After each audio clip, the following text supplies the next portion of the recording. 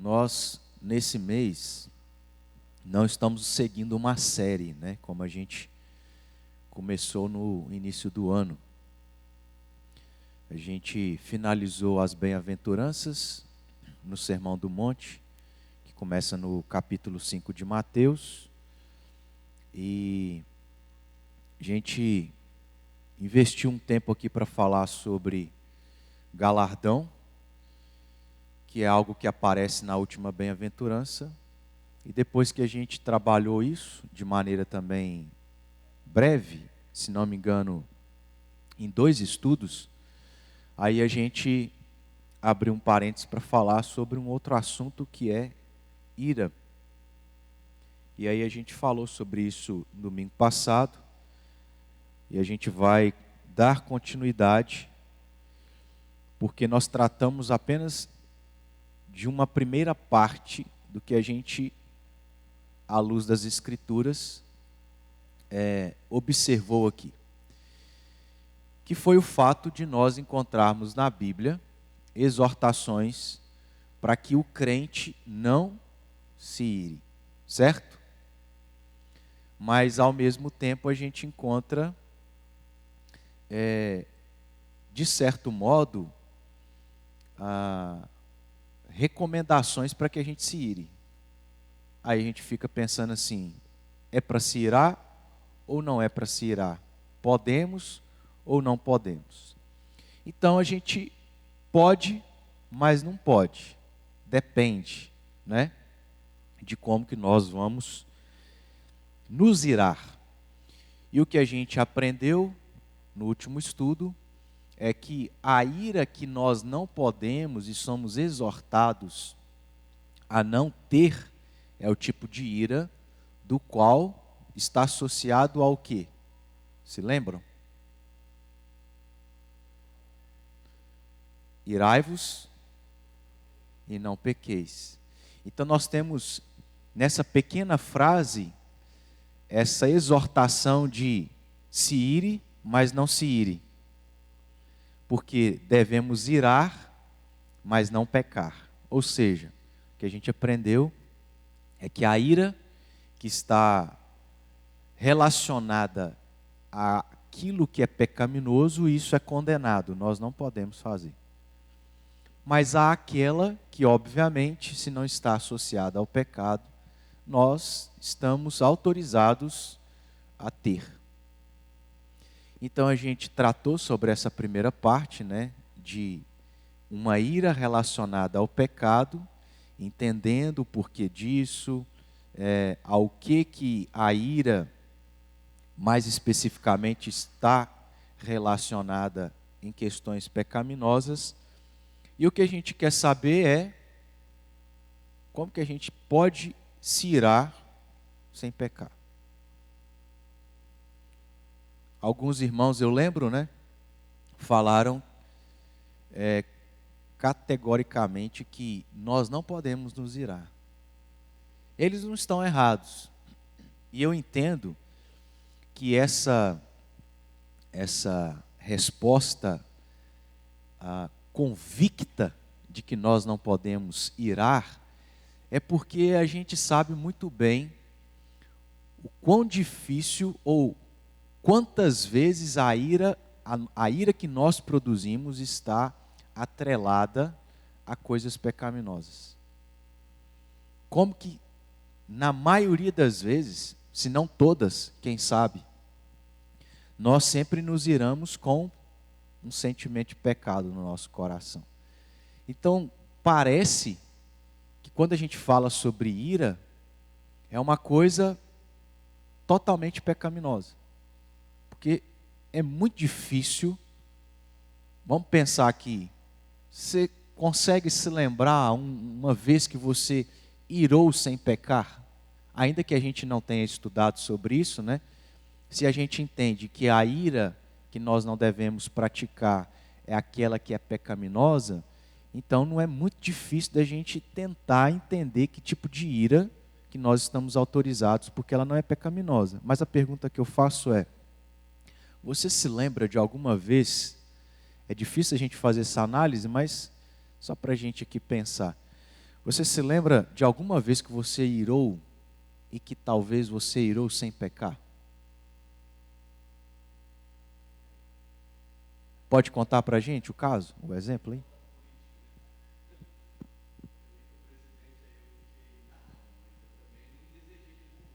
Sei.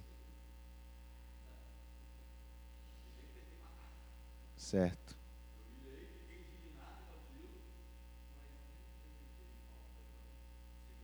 Sei. Sim. Ainda que assim, você não especificou muito sobre o motivo e tudo mais, mas tá.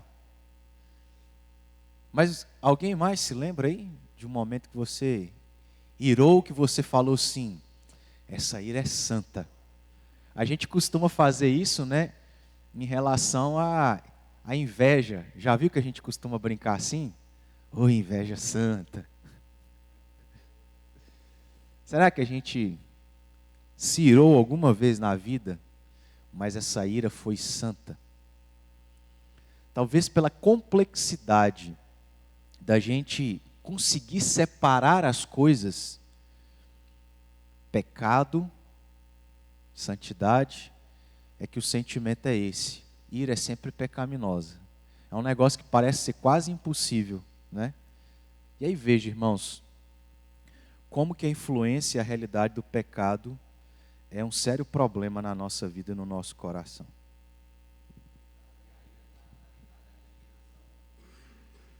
Sim, sim.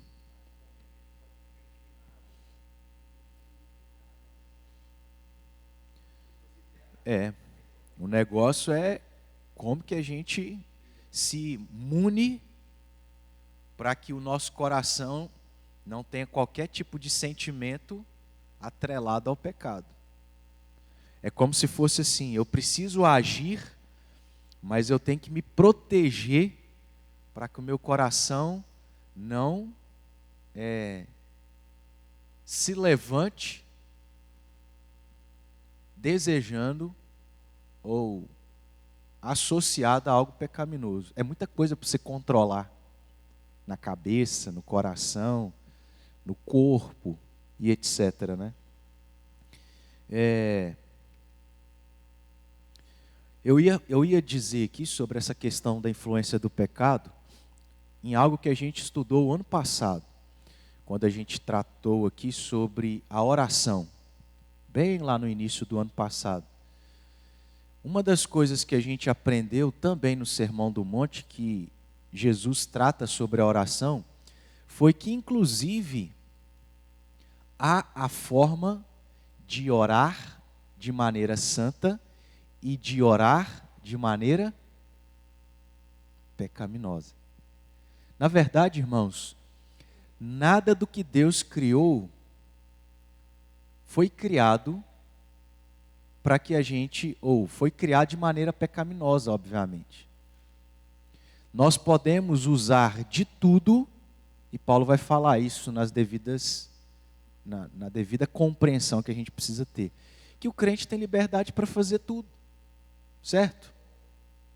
Mas tudo de maneira, ou da maneira correta.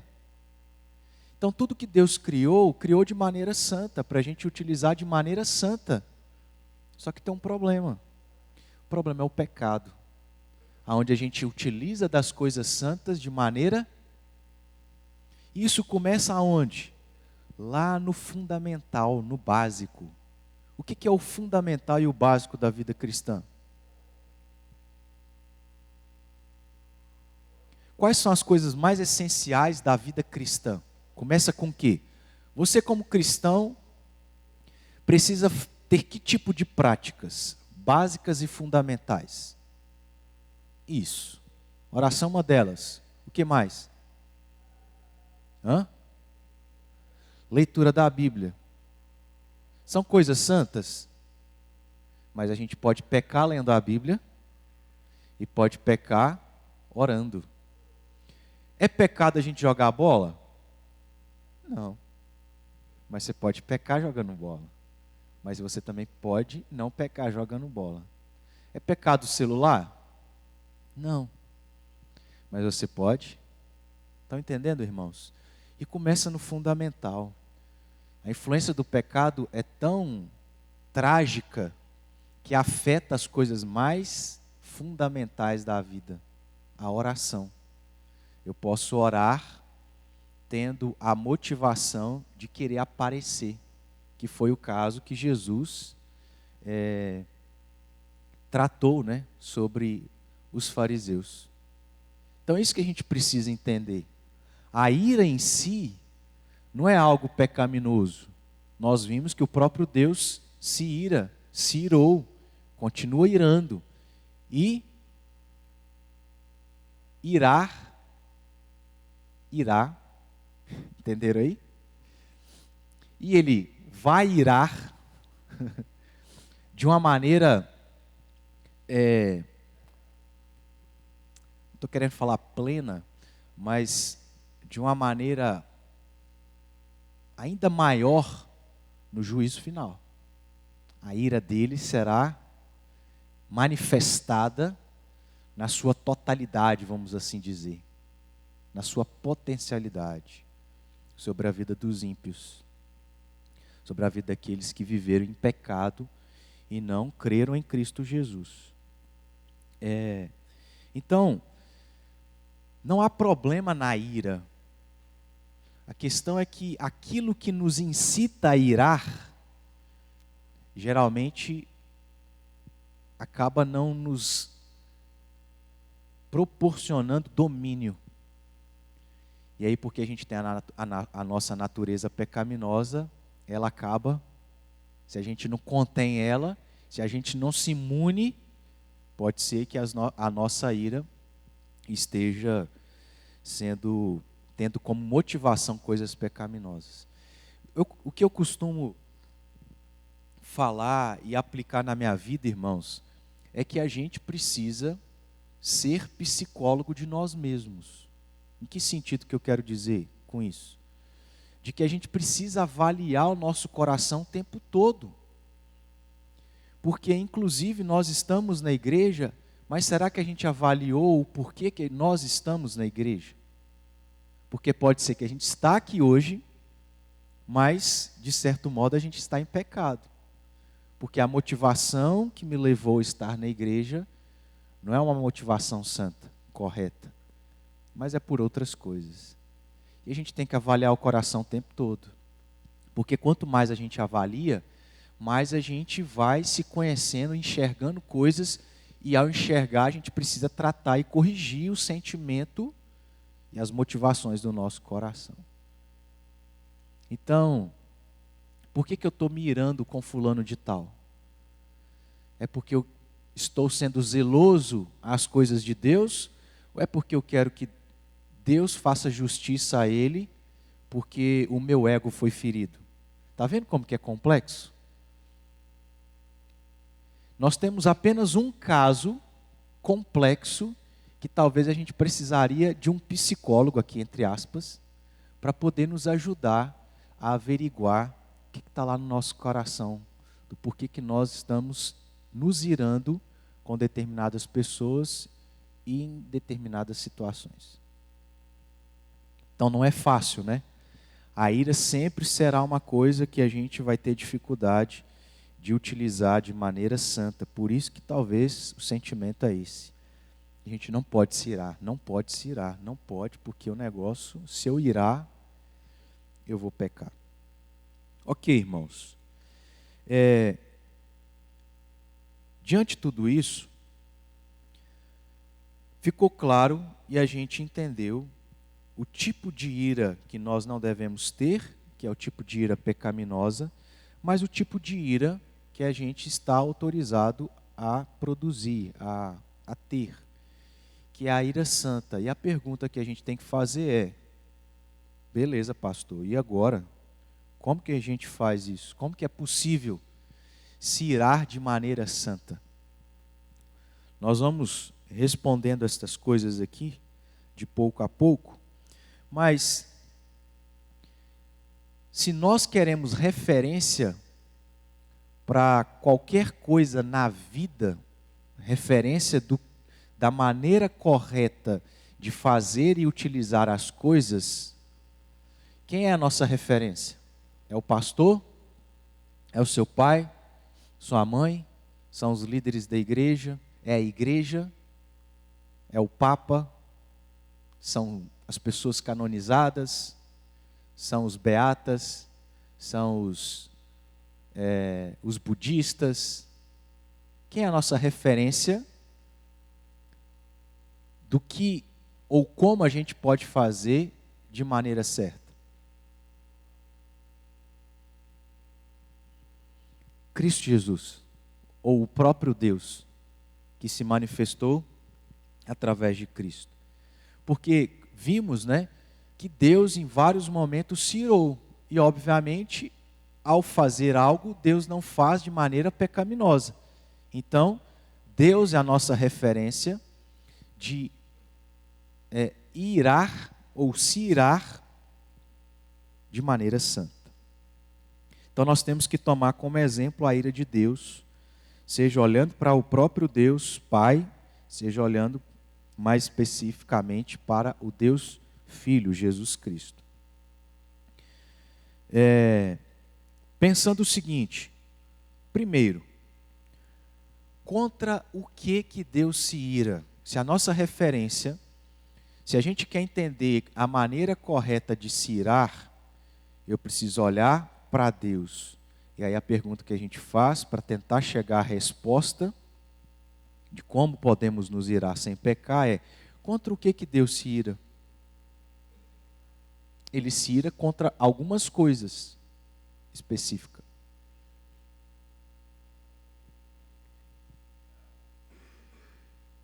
Então eu acho que de maneira resumida é pecado, Deus se ira contra o pecado.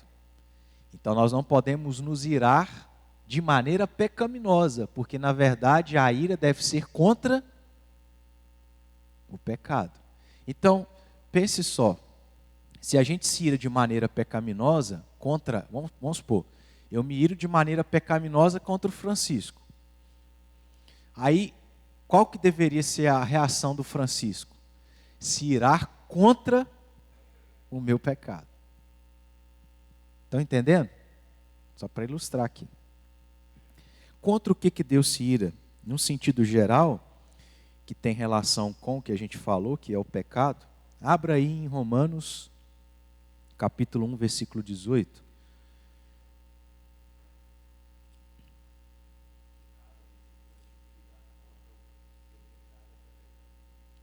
Não. Porque o que eu estou dizendo é que a ira de Deus é contra o pecado.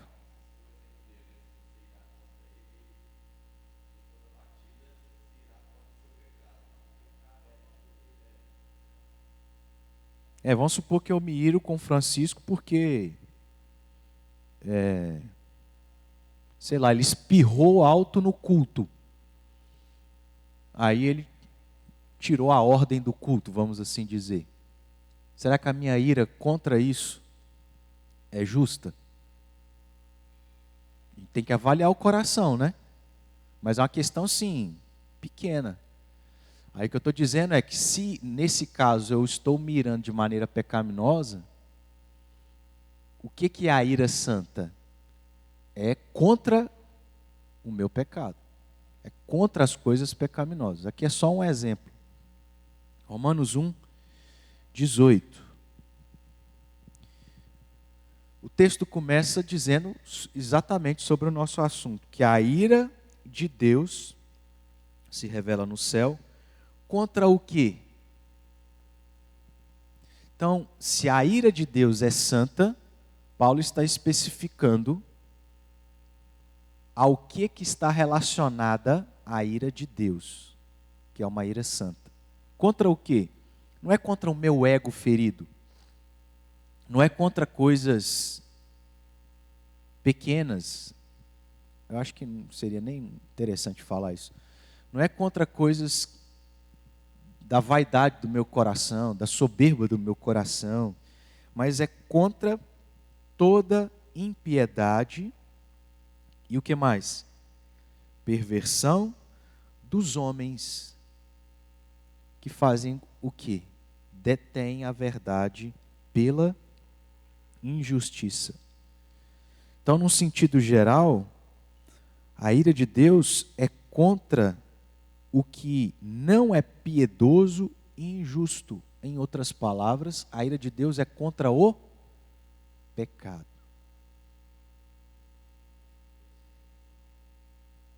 Sim, esse é um exemplo. Mas aí, irmãos, veja como que ainda assim é complexo para a gente se irar sem pecar.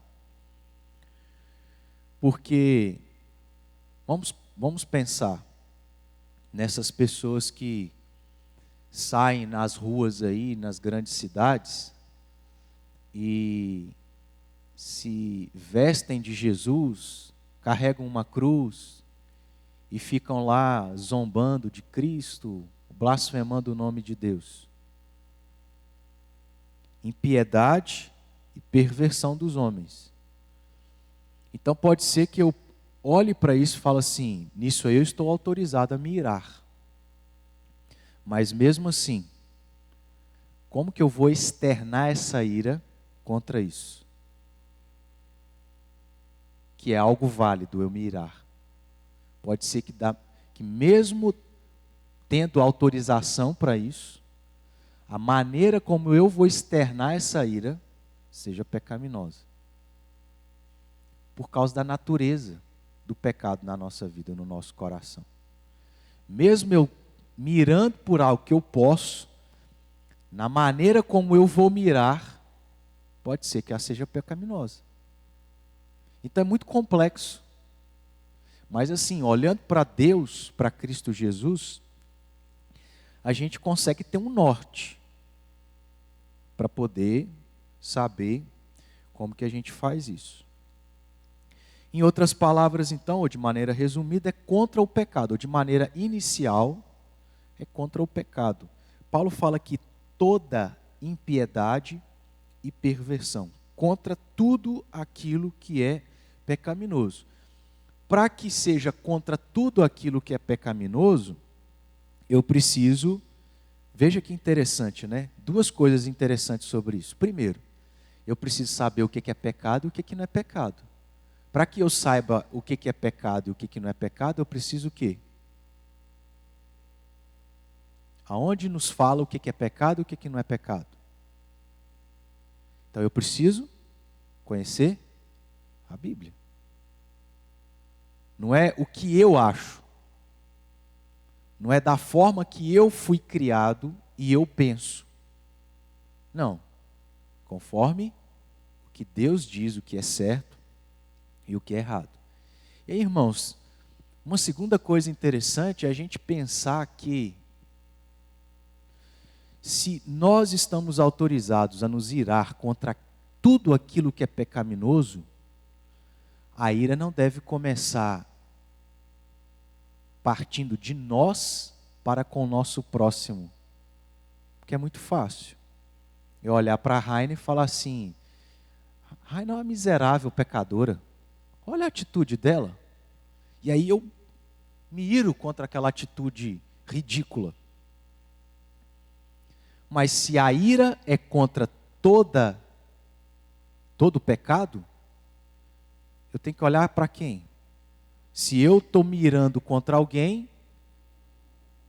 eu tenho que irar contra o meu próprio pecado, começando em mim. Sabendo que se eu me iro contra alguém que está fazendo algo pecaminoso, essa pessoa, inclusive, também pode se irar contra o meu pecado. Então, a gente precisa pensar o que é pecado e o que não é pecado. Porque pode ser que eu esteja mirando contra algo que eu acho que é pecaminoso, mas não é. E se eu quero ser tão zeloso para as coisas de Deus, olha o tamanho da tora que está no seu olho. Para depois você olhar para o cisco que está no olho do seu irmão. Porque é muito fácil, eu acho que, porque é uma tora, a tora impede a gente de enxergar nós mesmos, né? Então, precisa começar em nós. É muito mais fácil você olhar o erro do outro e querer se irar contra ele, mas não se enxergar e não se irar contra o seu próprio pecado. Que aí é uma questão até prática para a gente já aplicar na nossa vida. Ah, irmão, você quer ser zeloso? Você quer santificar a igreja de Cristo? Porque tem gente que é assim, né? Ó, pastor, fulano de tal, não sei o quê, assim, tem que melhorar isso. Já viu gente que é assim?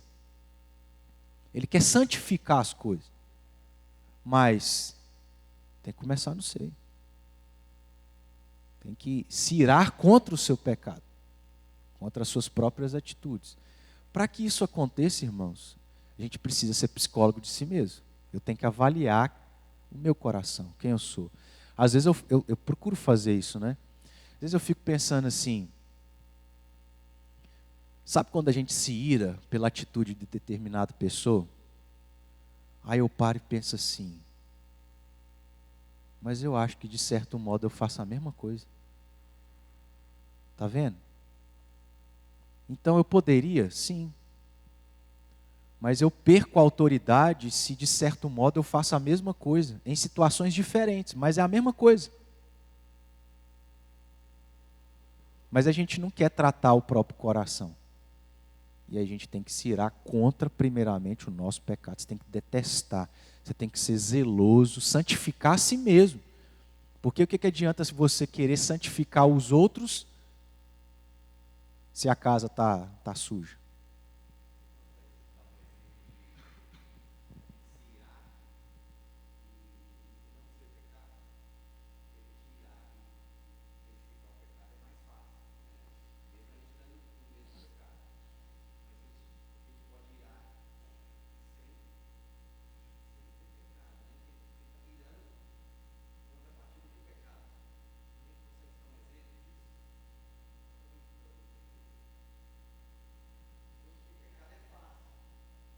Vamos fazer o seguinte, a gente vai apresentando aqui alguns textos, isso vai tornando um pouco mais claro, inclusive depois os irmãos me lembrem de um que, inclusive eu acho que eu lembrei no último estudo, mas não sei se mencionei, acho que não, que está, se não me engano, em Números, que é quando, se não me engano, irmãos, aí vocês me ajudam, porque eu não anotei isso, me veio agora aqui. Quando tem aquela questão lá de... qual é o nome daquele personagem lá? É Balaão? Que tenta amaldiçoar o povo de Israel, né? Balaão. Aí não dá certo, aí passa um tempo, ele consegue, de maneira estratégica, influenciar um povo para que dessem as suas esposas ao povo de Israel, para o povo se corromper. Aí um israelita vê aquela promiscuidade e ele começa a matar o povo de Israel. Você lembra dessa passagem? Estou contando aqui nas minhas palavras. Mas me lembrem desse texto para depois a gente tirar um tempinho aqui e ver se eu acho ele aqui, tá bom? Acho que está em Números. É um exemplo interessante também. E aí qualquer coisa, se não ficar claro com os textos, depois também você me fala para a gente tentar tornar a coisa um pouquinho mais prática e clara. Então, voltando, né? No sentido geral, a ira de Deus é contra tudo aquilo que é pecado ou pecaminoso. Portanto, é por causa do pecado que Deus se ira e é contra o pecado que Ele manifesta a sua ira. Vamos abrir aí, em 2 Pedro, capítulo 2.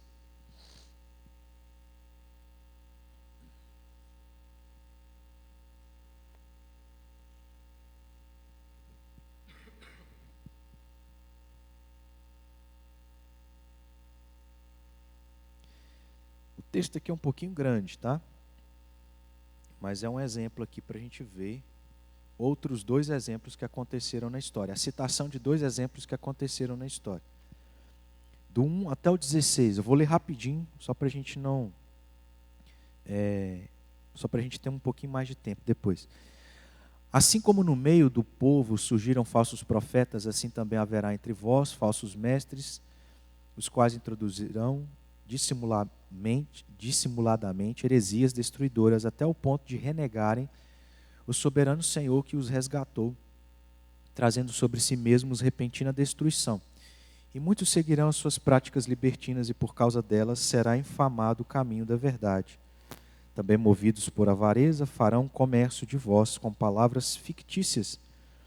Para eles o juízo lavrado a longo tempo não tarda, e a sua destruição não dorme. Em outras palavras, basicamente o que está falando no versículo 3 é o resultado daquilo que Deus fará com a prática dessas pessoas que os versículos anteriores aqui também mencionaram. Ou seja, pessoas que estão vivendo o pecado, Pedro diz que para eles o juízo está lavrado a longo tempo e não tarda, e a sua destruição não dorme. Então, o juízo é a manifestação da ira de Deus contra o pecado. 4. Ora, se Deus não poupou anjos quando pecaram, antes precipitando-os no inferno, os entregou a abismos de trevas, reservando-os para juízo. Aqui é um exemplo da manifestação da ira do juízo de Deus contra o pecado no caso dos anjos. 5. E não poupou o mundo antigo, mas preservou a Noé, pregador da justiça, e mais 7 pessoas quando fez vir o dilúvio sobre o mundo de ímpios. Mais um exemplo da manifestação da ira de Deus através da destruição e da raça humana, lá no dilúvio, nos dias de Noé. 6. Outro exemplo. E reduzindo a cinzas as cidades de Sodoma e Gomorra, ordenou-as à ruína completa, tendo-as posto como exemplo a quantos venham a viver impiamente. O que Pedro está dizendo aqui? É que houveram momentos na história humana que Deus derramou a sua ira e o seu juízo contra o pecado. Isso serve de quê? Exemplo. Contra quem está vivendo de maneira impiedosa. Ou seja, os ímpios que estão lá blasfemando Cristo, o nome de Cristo, a cruz, aquelas atitudes que a gente sabe muito bem, né? Que esse povo faz. Deus está pregando para essas pessoas. Pregando de que vocês estão fazendo isso achando que nada vai acontecer. Mas um dia a minha ira e o meu juízo será derramado sobre vocês. Podemos pensar que isso Deus não nos revelou. Mas a gente pode pensar que talvez uma pandemia tenha sido uma maneira de Deus derramar sua ira e seu juízo sobre a impiedade. Sobre os ímpios. Inclusive sobre o povo de Deus, como os israelitas no deserto no passado. Que viveram de maneira devassa, e aí Deus castiga. Então, Deus está pregando para o mundo afora, dizendo: vocês acham que o pecado que vocês estão fazendo, vivendo, praticando, não vai dar em nada. E aí você vê a graça e a misericórdia de Deus de falar assim: estou dando oportunidade, estou dando chance. Mas o próprio descrédito dos ímpios diante daquilo que Deus está pregando. Porque no passado ele já derramou seu juízo contra o pecado. A pandemia veio como uma provável demonstração do juízo e da ira de Deus. Mas essas pessoas estão ignorando, pouco estão, desculpa aqui o termo, pouco estão se lixando para isso. E aí, ainda que isso seja uma demonstração da graça de Deus de dizer sim, eu estou pregando porque eu estou dando oportunidade. Mas para quem desconsidera isso é maldição para ele mesmo, vai ser peso. Lembra do que a gente tratou sobre galardão? Quanto mais conhecimento você tem, mais peso você vai ter. E essas pessoas, nos dias da internet, poucas pessoas, vamos assim dizer, de maneira proporcional, poucas pessoas podem dizer que não tiveram conhecimento, gente. Hoje a gente tem internet. querendo ou não, você vai num feed lá do Instagram, vai aparecer alguém falando de Jesus, da palavra de Deus. Conhecimento acumulado, ignorado. Porque deveria ser aproveitado como graça, mas ignorado. Aí é peso. Porque ouviu, mas não quis. É uma pregação constante para essas pessoas que estão lá, blasfemando o nome de Deus. Tudo isso a gente está falando por aquilo que está no finalzinho do versículo 6. Como exemplo a quantos venham viver impiamente. Aí continua. E livrou o justo Ló, afligido pelo procedimento libertino daqueles insubordinados. A história de Ló, irmãos, é a história que nós vivemos, no mundo caído. Ló viveu aonde? O nome da cidade que Ló viveu? Sodoma e Gomorra. Essa cidade foi tão depravada, devassa, promíscua, imoral, que hoje a gente usa o nome Sodoma para se referir a algo imoral, sodomita. Nós vivemos numa Sodoma e numa Gomorra. Basta você ir na rua que não é muito difícil você ver isso. E aí Deus trouxe o juízo sobre aquele povo que vivia dessa forma. Então, irmãos, vivendo dias semelhantes, será que Deus não está para derramar o seu juízo? Ou será que tempos atrás Ele não derramou numa pandemia? E o povo continua do mesmo jeito. Comiam, bebiam, davam-se em casamento, continuava a vida promíscua. Esse negócio de Jesus vai voltar, de juízo final, inferno, isso é bobagem. Inferno vai ser bom, a gente vai poder fazer tudo. E vai ser um lugar quentinho, não vou passar frio. É assim que o povo fala, né?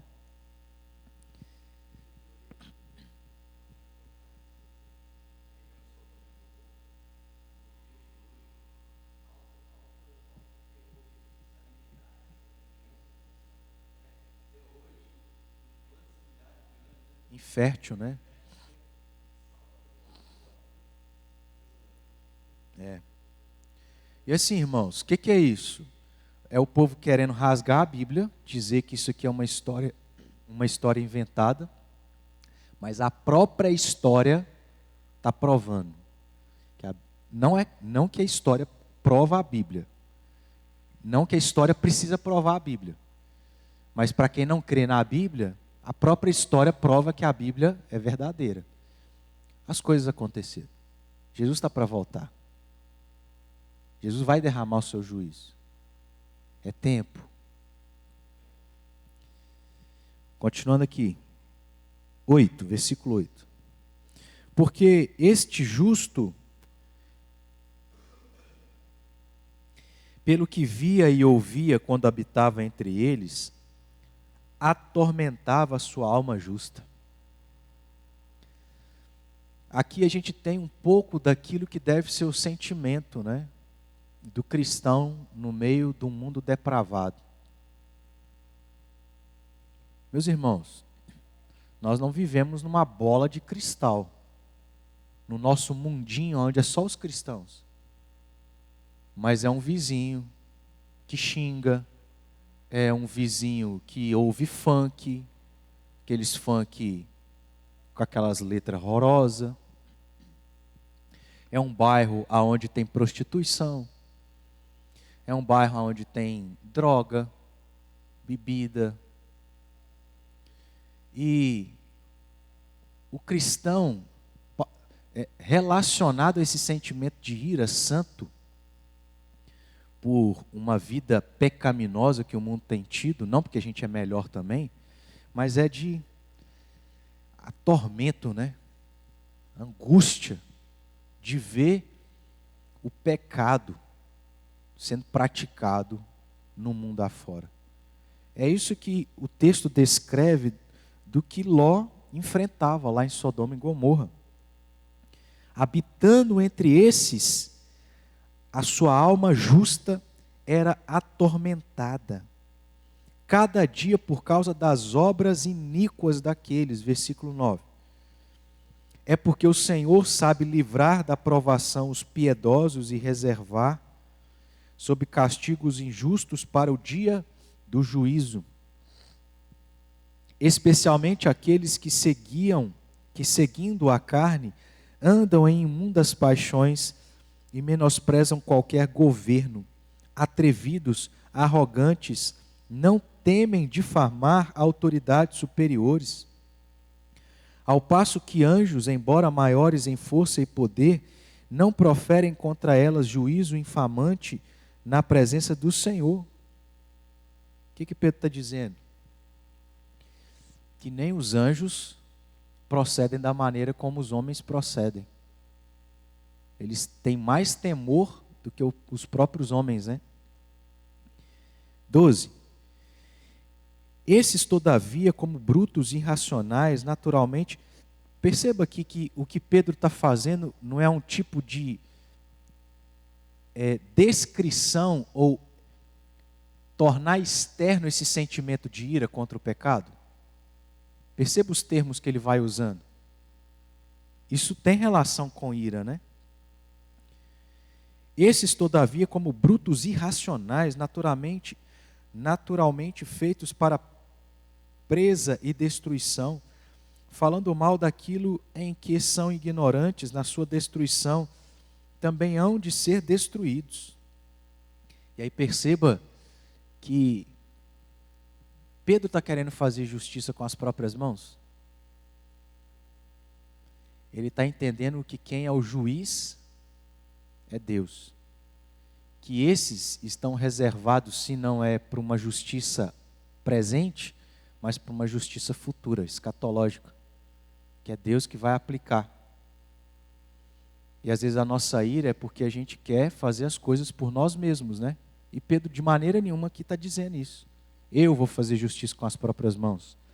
Não, esses estão reservados para o juízo final, para a destruição que hão de ser destruídos.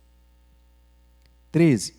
Recebendo injustiça por salário da injustiça que praticam, considerando como prazer a sua luxúria carnal em pleno dia, quais nódoas e deformidades eles se regalam nas suas próprias mistificações, enquanto banqueteiam junto convosco, tendo os olhos cheios de adultério e insaciáveis no pecado, engodando almas inconstantes, tendo o coração exercitado na avareza, filhos malditos, abandonando o reto caminho, se extraviaram seguindo pelo caminho de Balaão, filho de Beor, que amou o prêmio da injustiça, recebeu, porém, castigo da sua transgressão, a saber, o mudo animal de carga, falando com voz humana, refreou a insensatez do profeta.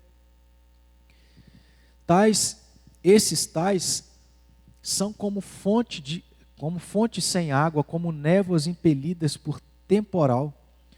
Por eles está reservada a negridão das trevas. Mais uma vez, uma expressão onde Pedro está aqui expressando a sua ira, mas entendendo que quem vai agir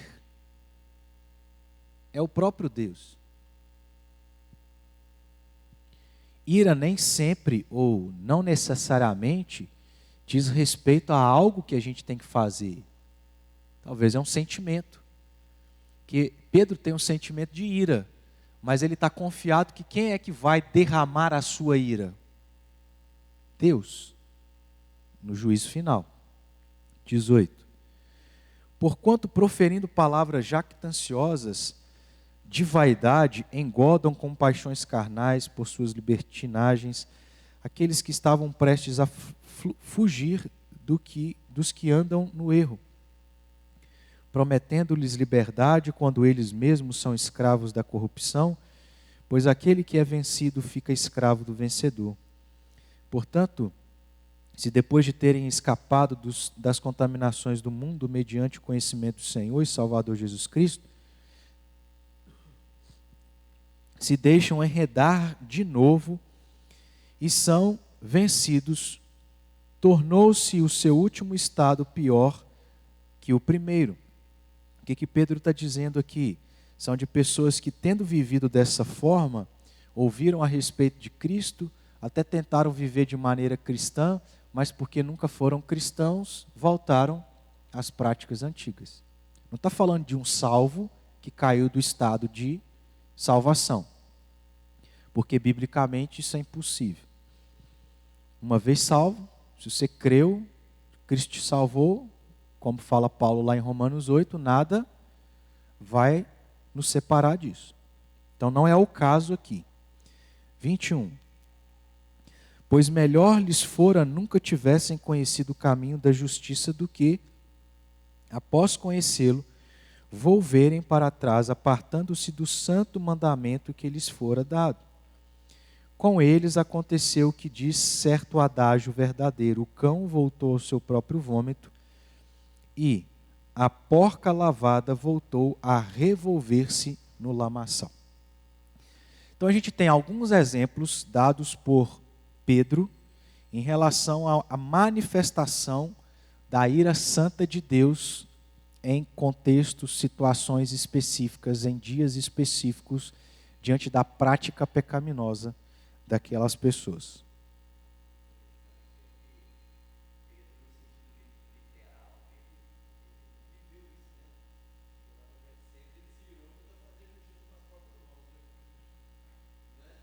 É.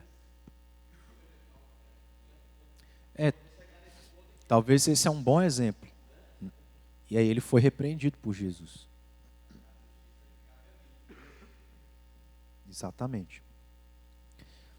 Portanto, irmãos, uma vez que a ira de Deus é sobre o pecado, como a gente disse, todos nós somos alvos da sua ira. Gênesis 3 fala sobre a queda, sobre o pecado, Deus exigindo obediência. Ao invés da obediência, acontece a desobediência, e a desobediência implica em morte, que nada mais é do que a aplicação da ira de Deus. Então todos nós somos alvos da ira de Deus. Violar o que Deus determina para nós resulta na aplicação da justa ira divina. Então é só um parênteses para a gente entender,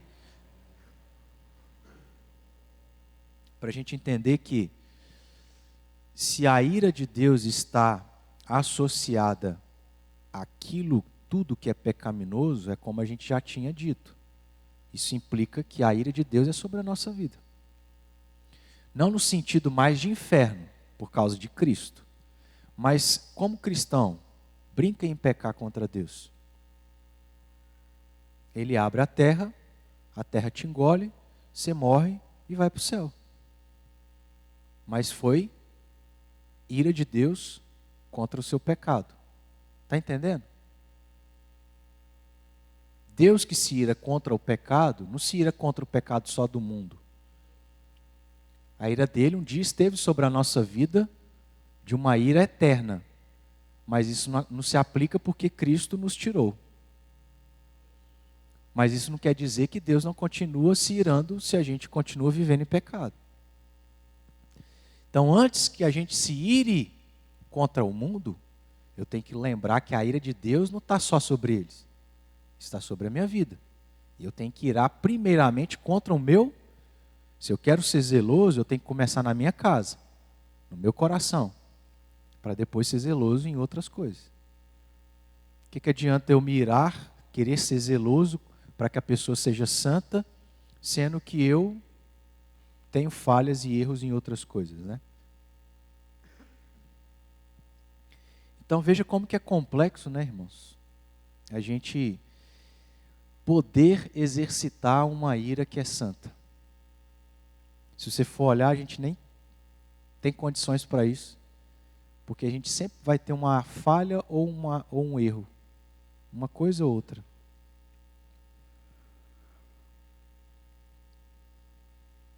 O sentido geral é esse, de pecado.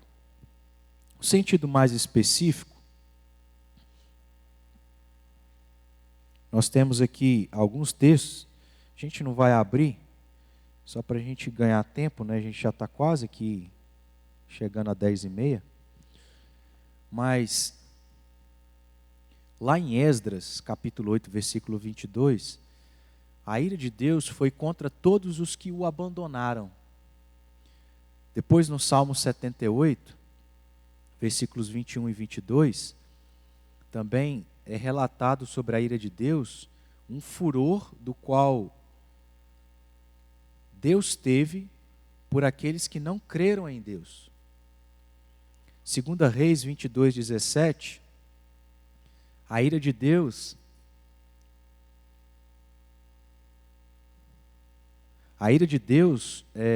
foi manifestada por pessoas que queimaram incenso a outros deuses. No Salmo 2, nos versículos 2, 3 e 5, fala que aqueles que conspiram contra o Senhor, na sua ira, o seu tempo lhes há de falar. Então, nós temos o pecado como um sentido geral, mas a gente tem outras práticas que são pecaminosas, ou coisas mais específicas, que a gente vê, coisas essas que resultaram nessa atitude de Deus se irar. Aí a gente tem Jesus também. Lá em Marcos 11, 15 a 17, Jesus se irou quando pessoas usaram das coisas sagradas para outras finalidades. Mateus 18, 6 a 9, os que fazem os pequeninos tropeçar, também incita a ira de Deus. Marcos 12, 24 a 27, os que zombam de algo solene, Deus se ira. Mateus 23, 13 a 36, Deus se ira contra a hipocrisia.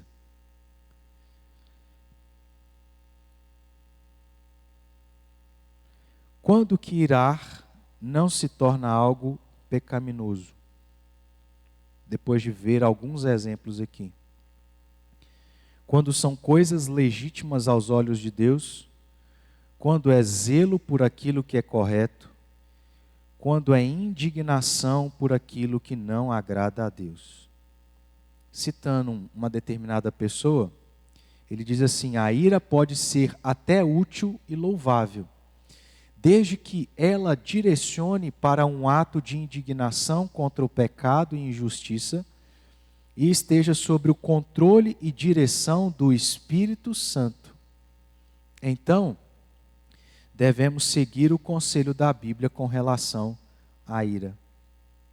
Paulo já havia dito: irai-vos e não pequeis, não se ponha o sol sobre a vossa ira, nem deis lugar ao diabo. A ira não deve estar associada ao pecado. Nunca vá irado para a cama, como nós citamos aqui o texto de Paulo. Resolva naquele momento. Então,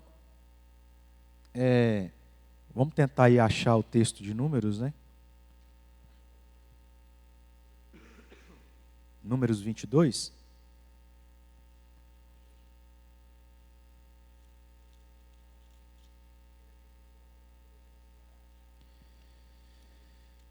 Tá, mas não é esse é um momento posterior. Aqui, ó, capítulo 25. Agora, irmãos, a gente vai ver aqui a atitude, a gente vai ver o sentimento de ira, de uma ira santa, correta, porque o próprio Deus a aprova. Nós vamos ver uma reação, mas que é uma reação que Deus permitiu naqueles dias, porque era um contexto diferente. Por quê? Porque Deus, no Antigo Testamento, quis usar o povo de Israel como um instrumento de justiça. Certo? Mas Jesus já veio. Quem é o instrumento de justiça de Deus? É Jesus. Não é mais o povo de Israel. Ou seja, nós não estamos autorizados a matar ninguém que comete pecado. senão vão matar nós mesmos. Tem isso, né? Não é o caso, é outro contexto.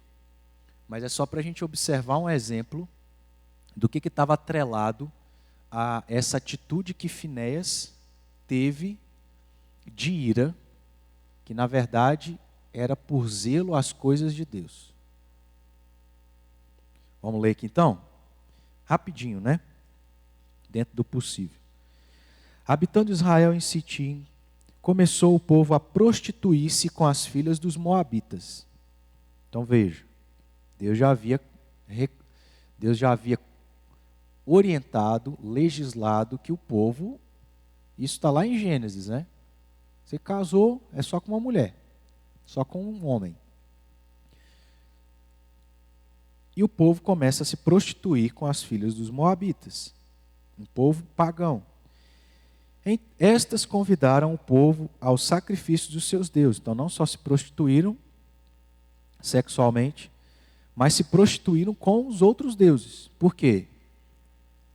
Traíram o único Deus para adorarem outros deuses. Isso é prostituição,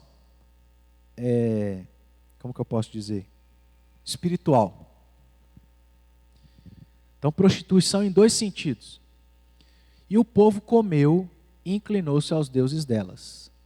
Juntando-se Israel a Baal-Peor, a ira do Senhor se acendeu contra Israel. Disse o Senhor a Moisés: toma todos os cabeças do povo e enforca-os ao Senhor ao ar livre, e a ardente ira do Senhor se retirará de Israel. Como é que a ira de Deus é aplacada, ou seja, é satisfeita? Responde para mim. Mais específico. Mais específico. Isso. Morte. Por isso que o salário do pecado é inferno. Por isso que Jesus precisou morrer. E é por isso que os animais precisaram ser mortos. Que o animal era morto no lugar do indivíduo. Porque era o indivíduo que deveria morrer. Jesus morre no lugar do indivíduo, porque era o indivíduo que deveria morrer. A ira de Deus, irmão, sempre vai ser sempre satisfeita o quê? Morte. E Deus se ira contra quem? O povo dele, irmãos. Então, Deus se ira contra o mundo.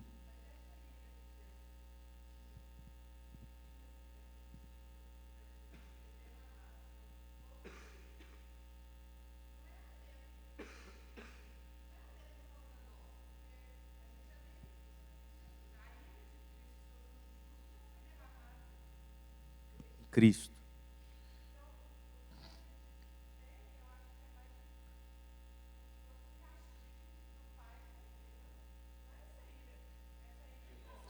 Sim. Era um outro tempo, né? Mas o que eu digo, irmãos, a gente vive, de certo modo, um tempo de mais graça. Sim, porque Cristo veio. Não é a literalidade da lei, da punição da lei. Porque essa literalidade da punição da lei recaiu sobre Cristo. Então a gente é mais privilegiado do que o povo de Israel. Porque se entrasse em pecado no Santo dos Santos, inclusive a lei fala que, por exemplo, filhos rebeldes deveriam ser mortos no Antigo Testamento. Coitados dos nossos filhos, né? Mas tudo isso caiu sobre Jesus. Então a gente vive num tempo de maior graça. Isso não significa que o cristão pode, Sim, eu estou querendo dizer que, ainda que não na proporção, mas Deus pode matar crentes porque estão vivendo e brincando com o pecado. Entenderam?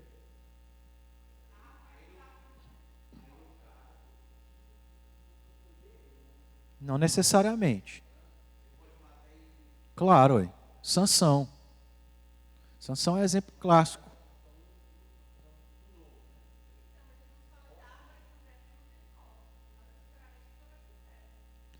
Cortar pode ser o quê? Castigo, doença,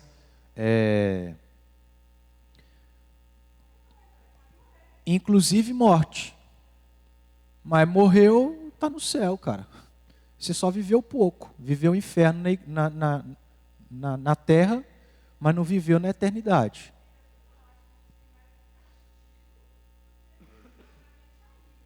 Sim, mas não deixa de ser uma manifestação da ira. Não é uma manifestação da ira eterna, porque isso aí Cristo é. Mas, gente, Deus é santo, é longânimo, é manso, piedoso, justo, tal, etc, etc, etc. Mas Ele é justo. Ele não fala isso? Que Ele é justo? Que aquele que pecar vai sofrer a consequência? É isso aí. Ainda que seja nessa vida. Exemplo. Se um cristão matar outra pessoa, ele vai o quê? Vai ser preso. Então, voltando, né? Deixa eu ver onde que nós paramos. Acho que versículo 6. Não, versículo... Vamos voltar aqui no versículo 4. Então, dentro desse contexto, Deus vai e diz para Moisés: toma os cabeças do povo e enforca-os ao Senhor, ao ar livre, e a ardente ira do Senhor se retirará de Israel. A gente parou aqui mesmo. 5. Então Moisés disse aos juízes de Israel: cada um mate os homens da sua tribo que se juntaram a Baal-Peor. 6. Eis que um homem dos filhos de Israel veio e trouxe. Olha só, irmãos. Estava acontecendo tudo isso. Aí, para piorar a situação, então é como se fosse assim, imagina. Você está na casa de alguém e aí o seu filho está lá aprontando. Aí você olha para ele desse jeito assim, ó. Lembra quando os nossos pais faziam isso, né? Só olhava assim, ó. Aí o menino, tô nem aí, continua. Aí o menino, para piorar, ele vai lá e faz uma coisa pior. É mais ou menos o que está acontecendo. Então é ira sobre ira. Só vai acumulando ira, né? Que a pessoa está sendo obstinada. Ela está sendo audaciosa. 6. Eis que um homem dos filhos de Israel veio e trouxe a seus irmãos uma midianita perante os olhos de Moisés e de toda a congregação dos filhos de Israel, enquanto eles choravam diante da tenda da congregação. Então o povo ouviu daquilo que Deus havia decretado que faria, juízo. Mata essa cambada de... Eu ia falar aqui um termo, né? Mas vou me ater aqui. Mata essa cambada de pecador. Aí o cara, tô nem aí não. Vem cá. Na frente de Moisés, o povo chorando, porque recebeu um decreto de Deus de quê? Morte, cara. Vão morrer. 7. Vendo isso, Finéias, filho de Eleazar, o filho de Arão, sacerdote, levantou-se no meio da congregação, pegando uma lança, foi após o homem israelita até o interior da tenda e os atravessou. Então, diante de um povo chorando, sentença de morte, o cara pega uma mulher para levar dentro do seu quarto para ter relação com ela. Aí Finéias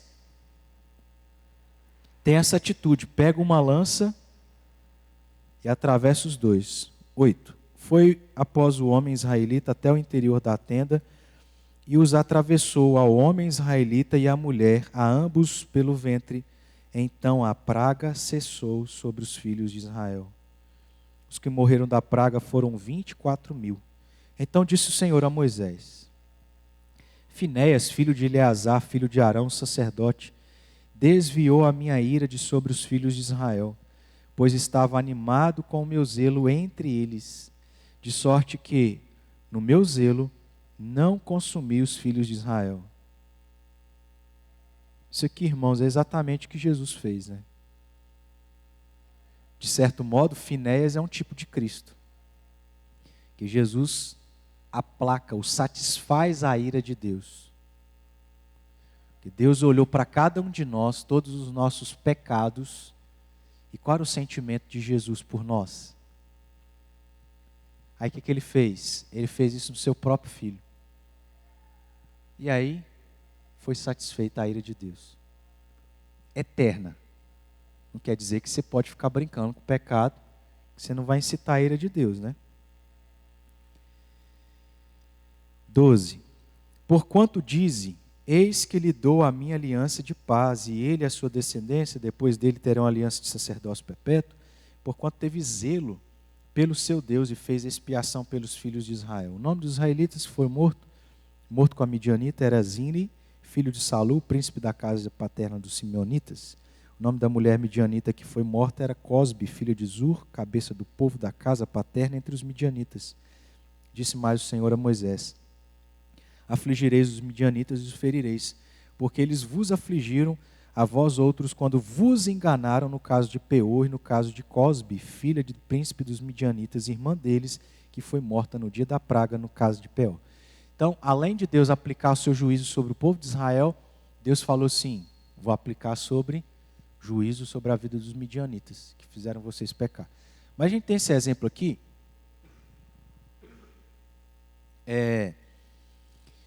para a gente entender que a ira que nós estamos autorizados a ter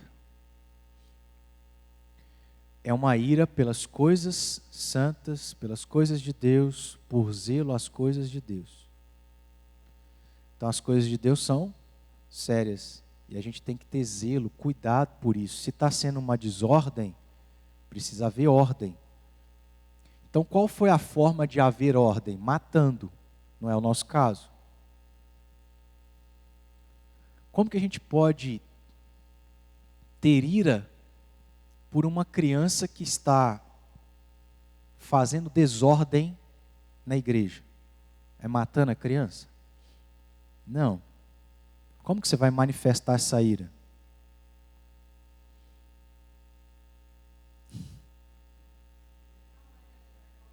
Às vezes, como que a gente manifesta isso por um zelo às coisas de Deus? Você pode levantar no meio do culto e falar assim: cala a boca. Aí eu pergunto, será que está certo?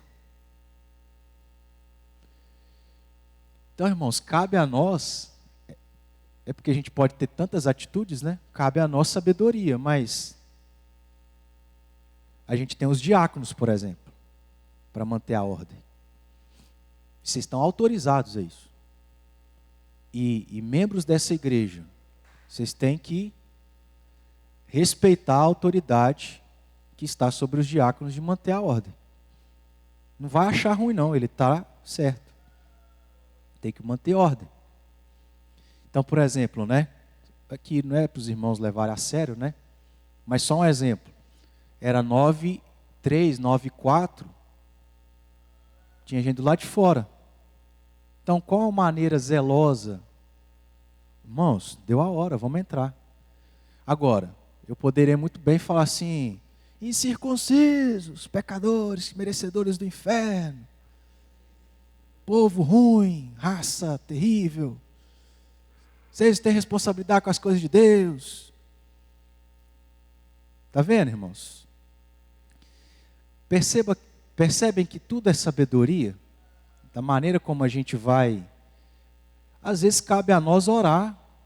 Você teve o sentimento, não é um absurdo isso que está acontecendo. Mas às vezes cabe você orar. Às vezes cabe você conversar depois. Então como que a gente vai ter zelo pelas coisas de Deus? A gente não pode não ter nenhum tipo de sentimento. Achar que do jeito que está, pode continuar, tanto faz.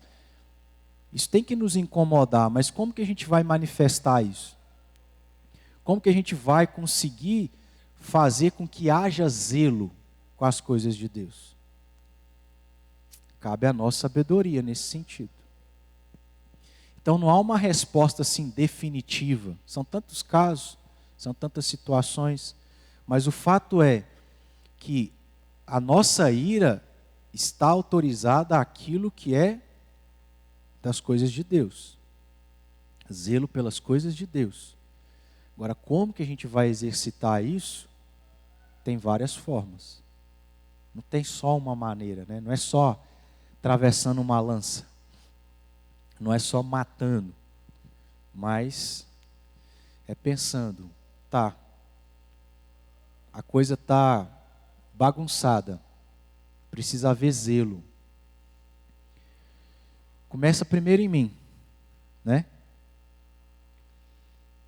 Eu tenho que saber que se eu quero ser zeloso, as pessoas também, e eu devo aceitá-las terem zelo por mim. Que é uma coisa que a gente trabalhou aqui quando a gente falou sobre disciplina. Acho que Mateus 18. Irmãos, a gente tinha que olhar para a igreja como alguém que Deus colocou, pessoas que Deus colocou na nossa vida para a gente ser melhor. De alguém olhar para a gente e falar assim, meu irmão, eu acho que isso aqui você poderia mudar, deveria fazer diferente. E a gente aceitar. Mas saber que se eu falo, eu também tenho que aceitar alguém falar comigo. Está vendo como que é complexo? Começa na gente, eu tenho que estar disposto também a pessoas falarem comigo. Eu tenho que olhar para o mundo, mas eu tenho que saber como que eu vou agir de maneira zelosa para com as coisas de Deus. Porque às vezes a gente quer dar voadora, às vezes a gente quer crucificar, quer mandar para o inferno. Será que é por aí?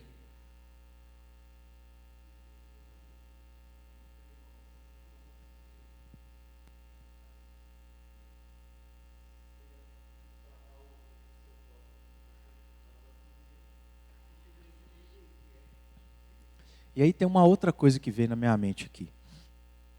Já repararam que a maioria das vezes que Deus se irou, Ele não externou a sua ira como Ele gostaria? Já percebeu? O que isso significa e implica para nós? Que se a gente for agir no momento da ira, você mata, por zelo, vamos assim dizer. Mas se Deus é aquele que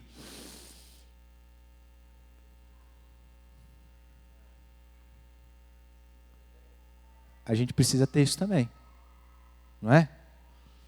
Porque pode ser, assim, Deus pode derramar toda a sua ira e fará isso de maneira santa, mas já é diferente com a gente. No momento da sua ira máxima ali, o que você quer? Pegar a metralhadora e tá. Mas aí a gente tem que, como que eu vou agir de maneira zelosa para com aquilo que está errado? Está causando desordem aqui. Está errado, é pecado. Isso não pode acontecer. Como que eu vou fazer isso?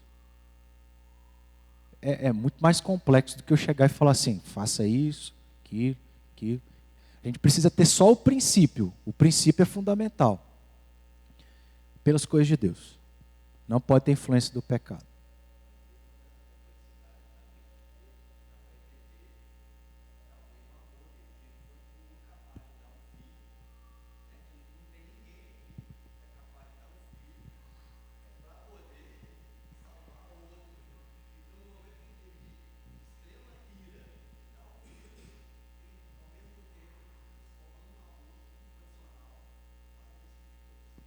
Isso. Se Deus fez isso, será que a gente não pode respirar um pouco mais? Ter mais piedade, sabedoria, para como a gente vai falar? Agora, é lógico, irmãos, que há casos e casos, né? Aonde você já falou 1, 2, 3, 4, 5, 6. Aí, às vezes, na 10ª vez, você já tem que gritar. Você tem que falar com os crentes, seus incircuncisos. vou discipliná-los. Porque se você insiste, né? Aí a didática é diferente. Mas assim, deu para entender um pouco, irmãos? Não fica uma coisa tão prática, mas dá para a gente ter um norte. E o exercício é sempre avaliar o nosso coração. Olha para você primeiro. É muito fácil você chegar para uma prostituta e falar assim, merecedora do inferno. Eu dou dízimo do entro, do coentro, sei lá, da hortelã, tudo que eu recebo. Eu jejuo 3 vezes por dia. Eu vou na igreja só no dia de Santa Ceia. Olha como que eu sou crente. Você se comparar com uma prostituta, né? É muito fácil você apontar o dedo para ela. Mas a gente não é lá grandes coisas, não. Então, irmãos, vai muito mais além do que a gente acha, né?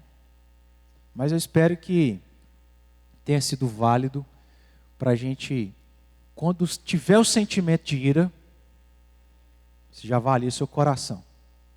É por algo que tem relação com Deus? Ou tem relação... Aí é uma questão prática para os irmãos aqui fazerem. Teve sentimento de ira? Primeira coisa, avalia. Tem relação com Deus? Tem relação comigo? Tem relação comigo? Se vira, não se ire. Tem relação com Deus? Como que eu vou demonstrar o meu zelo pelas coisas de Deus?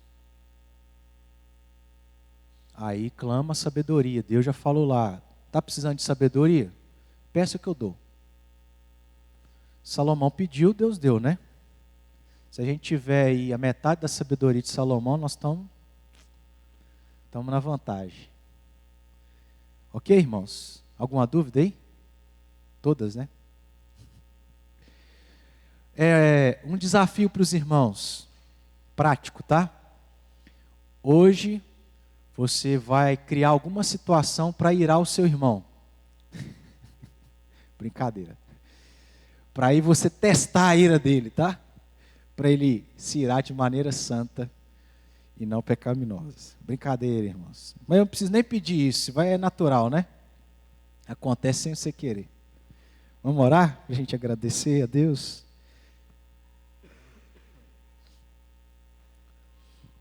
Pai amado, obrigado por esse dia tão bom que o Senhor nos concede, pelo estudo da Tua Palavra, ó Deus, pela alegria de poder estar aqui, de refletir, avaliar, ponderar, ó Deus, e nos ajude a praticar.